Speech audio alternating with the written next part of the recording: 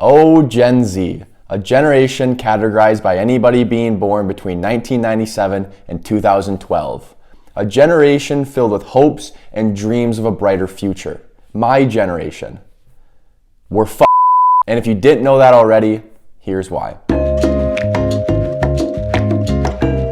Now this video needs a preface, and I wanted to say that I know each generation before us has come and gone and faced their own unique financial hardships, just like the '08 bubble and the '01 tech bubble. Yeah, those were definitely financial hardships, but wow, just listen to this. Forbes just recently conducted a study on Gen Zs to see how well they're doing financially and what they think about how their future is going to fare. They found that 39% of Gen Z say that financial struggles and worries are a major cause in their stress. In addition to that, 48% say they're unable to move out of their parents' home because they don't have enough money to do so. And 33% say that inflation is going to make it tough, if not impossible, for them to buy a home. And that's just crazy to me. With the oldest Gen Z now at 27 years old, still not being able to move out of your parents' house at 27 is just nuts. Speaking of homes, did you know that the median income in the United States of America can no longer afford the median home price?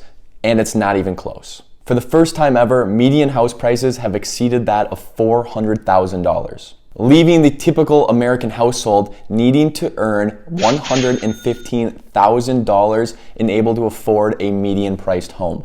And you know what the average household income here is in the United States?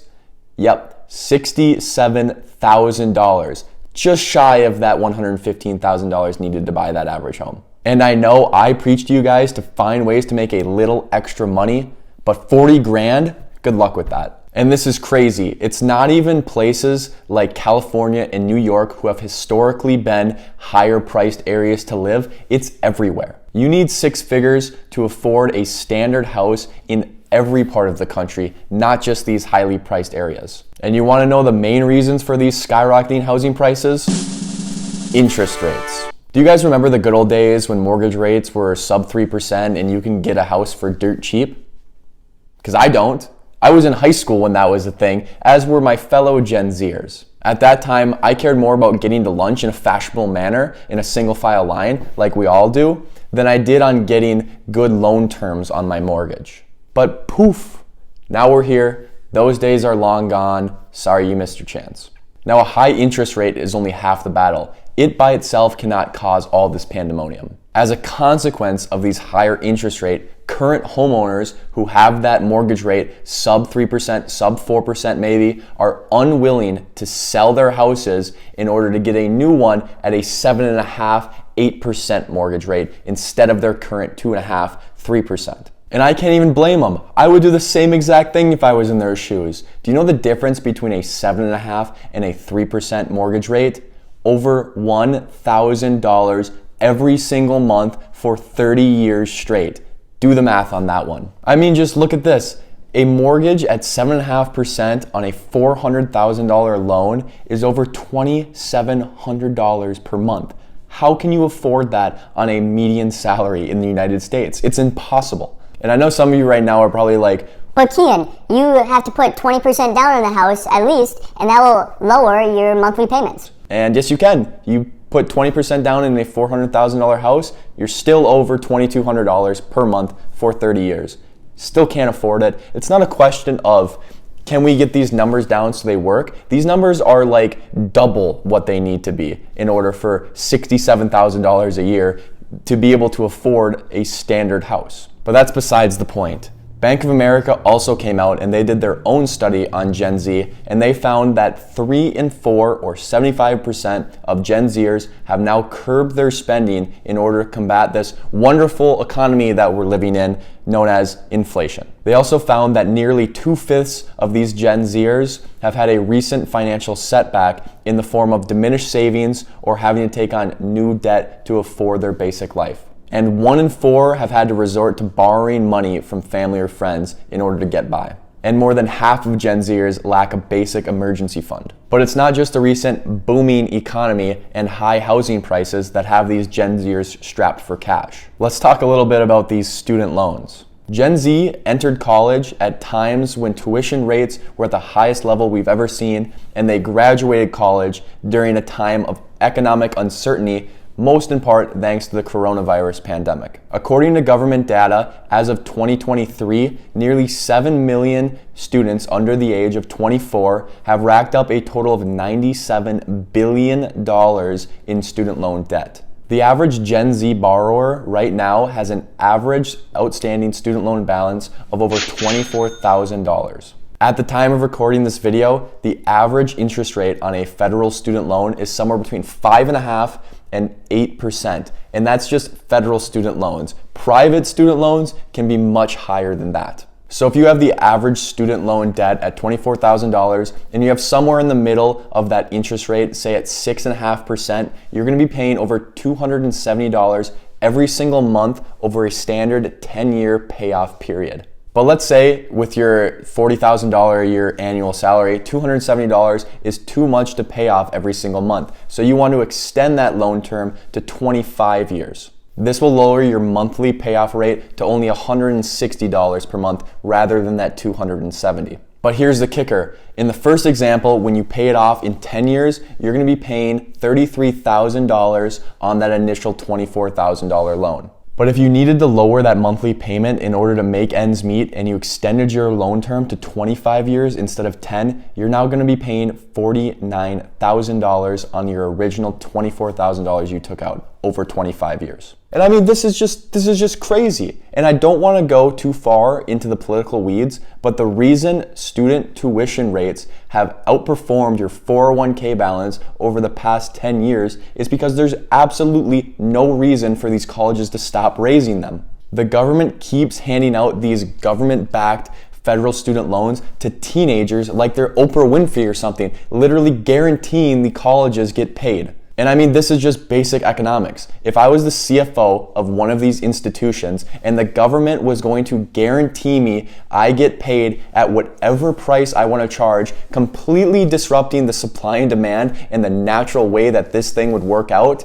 I would raise the prices too. I mean, it's logical. It just makes perfect sense. Why would you not take advantage of guaranteed money? The problem is rooted in these government-backed federal student loans, and kids should not be allowed to literally sign their life away at 18, taking out hundreds of thousands of dollars in student loans in order to not understand what that student loan actually means and how much that's going to impact their life. This situation is honestly disgusting. Okay, so now that we've determined that the cards that Gen Z has been dealt have been utter trash, we have to stop throwing this pity party. If you're a Gen Z watching this video right now, it is not your fault, the cards you've been dealt and the situation that you're in, but it is your responsibility to dig yourself out of it. So here's 3 things that you can do right now in order to turn the odds back onto the casino. We are card counters at the blackjack table, and we're going to turn the odds on the casino.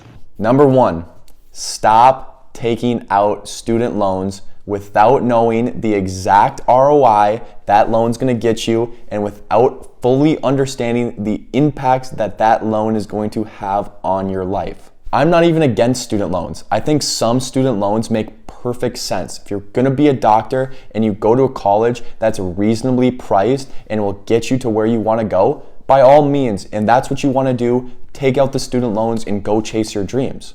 The issue becomes when you go to these private institutions and you're paying $60,000 every single year in order to get a degree in teaching where you're going to be making $40,000 a year. That's the issue. You cannot be taking out student loans like that. A great way to understand your ROI or return on investment is to use a free student loan calculator that you can find online. And I'll drop one down below in the description for you guys to check out. You should also be doing research on if there's actually demand for people graduating with the degree that you want in your area, and you should be looking up median salaries of people working that position. Then you can take that median salary for fresh graduates with a known demand for your position, and then you can look at how much your college tuition is going to cost you, and if those numbers align, then you should go for it. If they don't align, then tweak some parts of your plan or maybe explore a different route.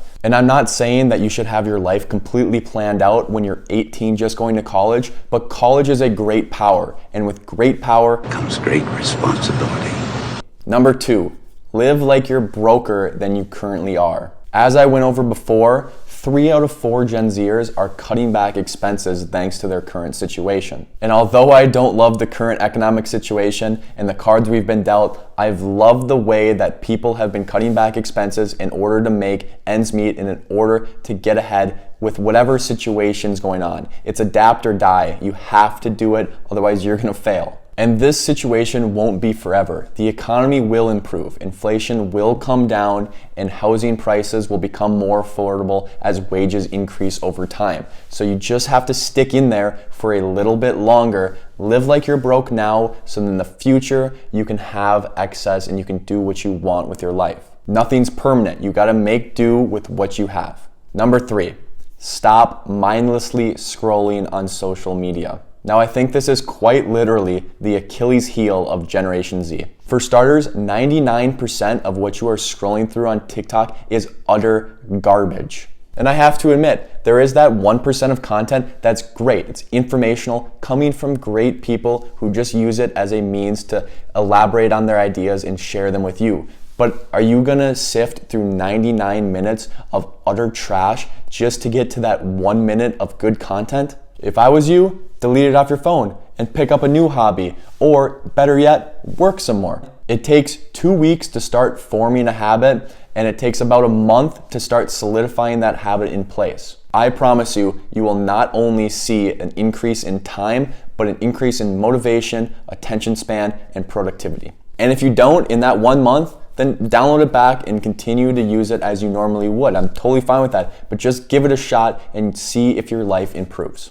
And with that, that brings me to the end of the video. Please let me know what you guys think about Gen Z's current situation down below in the comments. And also, if you got time, leave a like on this video and subscribe to the channel because I'm gonna be continuing to bring content out like this to you guys. So if you enjoy what you see, drop a subscribe, drop that like, share this video, blah, blah, blah, blah, blah. I hope you guys have a wonderful day. Get out of here. I'll catch you in the next one.